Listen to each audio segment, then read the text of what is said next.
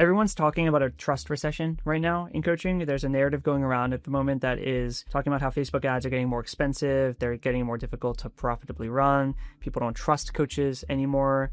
That trust is at an all-time low. And let me be candid in saying that there is no trust recession. I just wrote a newsletter to my audience on this. If you want to join my newsletter, by the way, you can go to pauldaly.business. There's a link in my bio. We send out a letter once a week on the coaching industry, where it's at, how it's operating. But the trust recession, this doomsday kind of approach, it's a marketing gimmick playing on something called normalcy bias. And I'm not going to get into it right now, but you can read it if you want to go to the blog post. You can go to dailycrumb.com. But what's actually happening is far more specific and far more fixable than what everyone's diagnosing. The truth is that there's more trust in the coaching industry than there's ever been. There's more money flowing to coaches than there ever has been. You can see that by the growth of the coaching industry. Why do you think Sam and Iman and Wab and everyone are getting into the coaching industry? And there's more people investing in transformation than ever before. The problem isn't that trust has disappeared. It's that trust has consolidated. And if you're struggling with any of these symptoms, you're experiencing the wrong side of this consolidation. If you have low engagement on your content, if you have low show rates on your sales calls, if your prospects are ghosting you after they book, if you have low ad conversion rates, if you're struggling with any of those, then you're on the wrong side of the shift in trust consolidation we're seeing. I'm going to break that down into 3 parts over this video. Number 1 is I'm going to go over why your content is getting ignored while others go viral. Number 2 is why you're losing prospects to coaches who have worse credentials than you. And number 3 is how to position yourself so that trust flows to you by default. Starting with trust recession versus consolidation, when marketers talk about Facebook ads getting more expensive, they're describing a symptom, not the disease. Vice versa, when coaches complain about prospects being more skeptical than ever, they're seeing the effect, not the cause of it. Here's the root to both of those. It's that trust hasn't evaporated, it's been concentrated. Think about it this way. 5 years ago, if you were a fitness coach, you had competition. I'm not going to take that away from you, but online money wasn't a normalized career like it is today. So it was incredibly light competition compared to today. It was much easier to succeed. Fast forward today, you're competing with tens of thousands of fitness coaches globally for the same prospect's attention. But here's the kicker. Prospects aren't giving their trust to thousands of fitness coaches. They're giving it to 3 or 4.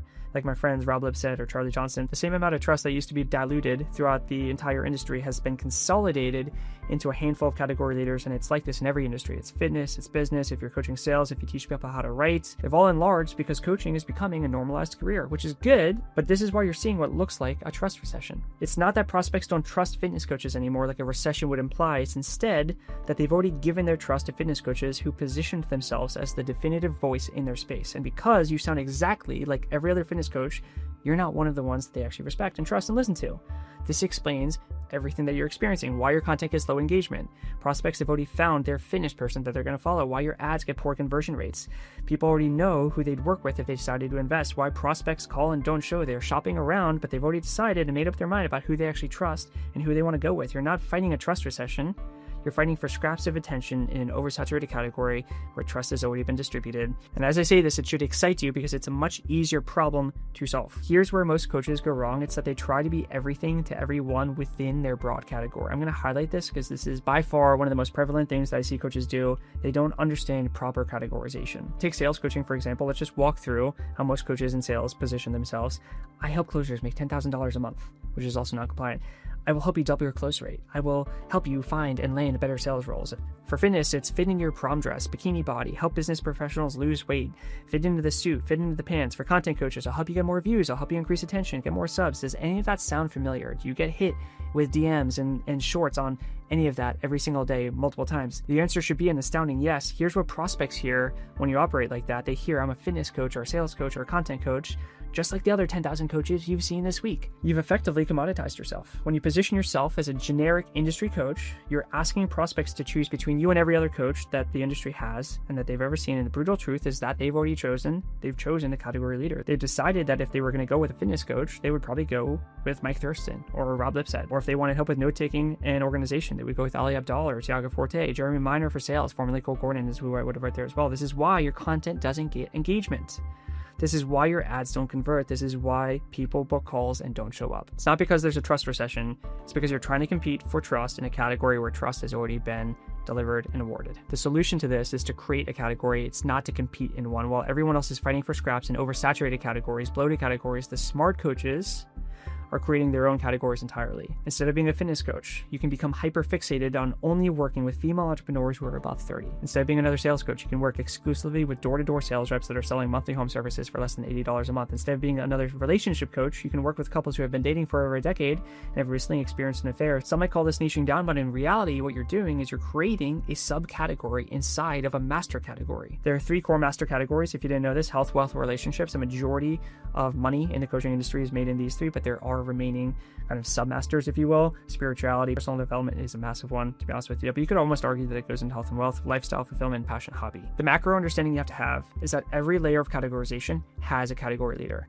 and the amount of category leaders is proportionate to the size of the category. So even these health, wealth, and relationship categories have category leaders, but because they're so large, there are many category leaders. And then inside of those categories, you have subcategories. So example given in health, you have pharmaceutical, you have holistic, you have fitness, you have diet. Inside of diet, you have carnivore, you have veganism, you have vegetarians, you have pescatarians. There are subcategories inside of subcategories inside of subcategories, and the game is that you have to create a category, a subcategory of your own. Because if you're a fitness coach and you try to compete with Rob Lipset in the general area of fitness, you're going to get smacked. If you're a sales coach and you want to compete with Jeremy Miner, it's going to be brutal because he has more attention, he has more leverage, he likely has more money. Instead, you want to start by creating a micro category and position yourself as the definitive voice within it, because when you do, something magical happens. You become the only option instead of one of many options. Let's highlight that too. Yeah, that's a good line. That means that prospects don't choose between you and 10,000 other coaches. They choose between you and nothing. This is how you capture trust in 2025. It's not by being better than anyone else in your category, but by being the only person in your category. A really crude example to use here is that if there was a female that was way out of your league, but you were the only man left on the planet, before you know it, you are now in her league.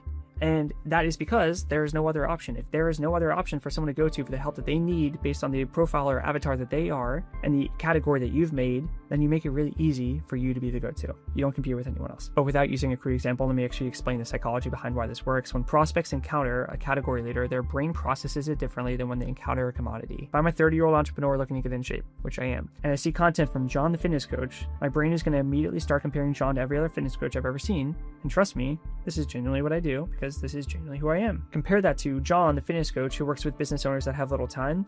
My brain might look twice. I'm still going to forget him, but I might look twice. Compare that to John, the fitness coach who only works with 30 to 40-year-old entrepreneurs in the online marketing space. To make that even more effective, compare that to John, the fitness coach who only works with 30 to 40-year-old men who own an online marketing business.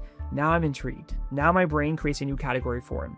Suddenly, I'm not comparing John to other fitness coaches. Instead, I'm comparing John to fitness coaches who only work with that demographic, with my demographic. And before I know it, John is the only fitness coach that I know who does that. And so he wins that category by default. This is why category leaders capture disproportionate amounts of trust and attention. It's not because they're necessarily better coaches. It's because they've positioned themselves as the definitive voice for a very specific type of transformation. This positioning is what I call trust magnetism. Instead of chasing prospects and trying to convince them to trust you, instead, prospects start gravitating towards you because you represent something they cannot get anywhere else. You are the only option. So let's help you implement this. Let's get this started today. Step number 1 is to identify your micro category. Look at what kind of expertise you have, look at your client base, and find out what specific type of transformation you deliver better than anyone else. I have a client inside of D7 and he works with businesses. He is a kind of hybrid offer coach / agency for coaching businesses. Ironically, he actually does a lot of the same stuff that I do. And when I asked him who his ICP was, what his avatar was, what his micro category was, he said coaching businesses. And then I argued, okay, are they B2B or are they B2C? How big are they? And he said up to $100,000. And I was like, great. So you work with someone at $95,000 and at $5,000. Do you work on the same thing with them? And he said, no, obviously they have different issues. And I said, great. How are you going to talk about all those different issues in one YouTube video or in one email? And the reason for it is because when you have a new face in front of you, you have one shot, whether it's email, whether it's text, a short form piece of content, an ad, a long form piece of content, a long form expert based content. You have one time, one chance to create something that hooks that person in. And if you have no idea of who you're talking to because the idea is too broad, you're not categorized down deep enough. You have to go deep, deep, deep, not broad. Instead of weight loss, think postpartum body restoration. Instead of coaching confidence, think becoming an introverted manager. Instead of golf coaching, think drop 5 strokes around the green. To be honest with you guys, golf coaching was actually one of the ones I had to think more about because there was just so much lack of skill in golf, including myself, that at first I wrote down break 100, and I recognized that would still be too large of a TAM because most people would still benefit from that. So I think drop 5 strokes around the green. If you've ever played golf, you would know that if you're really trying to drop strokes around the green, which is what everyone should be doing, the only people that actually will look at that offer are people at around a certain handicap range. You could even actually make this helping 80 handicaps drop 5 strokes around the green, and just categorizing even deeper. Your micro category should be so specific that you can become the definitive voice of it, but broad enough that it represents a meaningful market, meaning aim for around a 50,000 person TAM. It can be a little smaller. It really shouldn't get too much bigger. And the reason for it is the larger we get, the broader the category is getting, the more that you're going to have competition in there, the more likely there is to already be a category leader. The smaller you get, now you're looking at a TAM that is not worth it for the category leader to be working in. And you can own it. We want a smaller TAM. There's something that I am sending out in my new 7-day training on how to be the category leader, the premium choice for your industry. This is email number 3, I think, that goes out, and we talk about the law of specificity and the fact that you need to have, when you're first starting, and when I say first starting, I mean sub $100,000 a month, you need to have a very specific kind of offer. And then you get into, for scalability, specific to general to specific. If you want to find out more about this, you can, again, go to pauldaly.business. In my bio, when you sign up for the newsletter, if you were going to do it earlier, there's an option to sign up for the 7-day letter. If you want that 7-day letter, this is email 3 that will come out in 3 days. It's 1 email per day for 7 days. This is the 3rd email, 3rd day, and it talks about the law of specificity. And in email number 3, I get into TAM, specifically keeping a tight TAM, which is very contrarian to what most people in the industry will say, but it's because tight TAMs don't scale, but they're very good to getting to $100,000 a month. A majority of friends that I know that have profited over $100,000 a month have done so with TAMs anywhere from 35 to 50,000. Once you start getting larger than that, it starts getting very competitive. You start to deal with more inefficiency. You start to have to do different things. It's possible, but you really need to own a micro category, maybe even multiple, before you can start going for the larger TAM subcategories. Step number 2 is that category leaders don't just serve the market, they define it, meaning they create terminology. They establish the frameworks, they set the standards for what success looks like. If you're the postpartum body coach, that was a tongue twister for me, apparently, that I mentioned earlier. I said restoration coach earlier, I typoed here. You're not just helping new moms lose weight. Instead, you're pioneering an entirely new approach to postpartum fitness that no one else is talking about. This is how you become the go-to person and the go-to methodology. Examples of this, side note, are that Tai Lopez created and copyrighted the term SMMA. Iman Gadzhi really popularized the term, maybe even made it monk mode. And a friend of mine, a former client of mine actually, Jaime Aguera, who does $2 million a month, uses EGP, Ecom Growth Partners, to essentially say SMMA for ecom stores. These are all mechanisms or unique mechanisms that you begin to tie to that category and tie to that person. And this exists everywhere. Very good friend of mine, IPO, IPGA, EGP, EGC. It's almost always, GC. There's so many 2 or 3 letter acronyms for different types of agency models at this point. Then you can get into, it's always going to be that the model or the methodology of getting somewhere is a unique mechanism. Example given, my anti-funnel is a unique mechanism that I use that I hope one day you start to correlate to the name Paul Daly inside of the category for coaching. Step number 3 is that you have to demonstrate the uncommon expertise, meaning this is where most coaches fail at category leadership. They position themselves as specialists, but then they create content that actually sounds the exact same as everyone else in the product category. If you're the introverted manager coach that I mentioned earlier, you cannot just create content that sounds like generic leadership advice. It has to demonstrate deep and specific expertise about how introverts build authority differently than extroverts. Your content should make prospects think, I've never heard anyone talk about it like this before. I've never heard someone talk about my problem like that. I've never heard that kind of way of solving my problem. Your content should be so specific to the person you're talking to that if you stop creating content, they will miss you. Don't be the golf coach helping people shave strokes off the green, but then creating content about how to drive off the tee.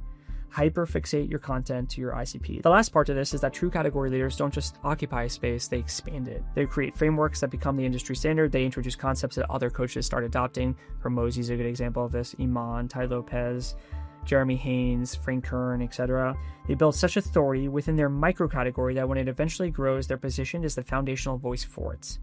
My favorite example of this is Benjamin Graham, who wrote Intelligent Investor, but he's also Warren Buffett's mentor, with value investing, which is nowadays a very common term, which I don't know if he created the term, but he's absolutely the one who popularized it. This shows that even non-coaches, you could argue that he was a coach, at least a mentor, even non-coaches who become category leaders follow the exact same pattern. This is how you build long-term trust magnetism instead of just short-term attention. And when you position yourself as a category leader instead of a category participant, several things happen that solve your current trust problems. Number 1, One is that your content actually gets more engagement, your ads convert better, your show rates improve, your close rates skyrocket. You will be thriving while everyone else complains about said trust recession, because you're not going to be fighting in oversaturated categories anymore.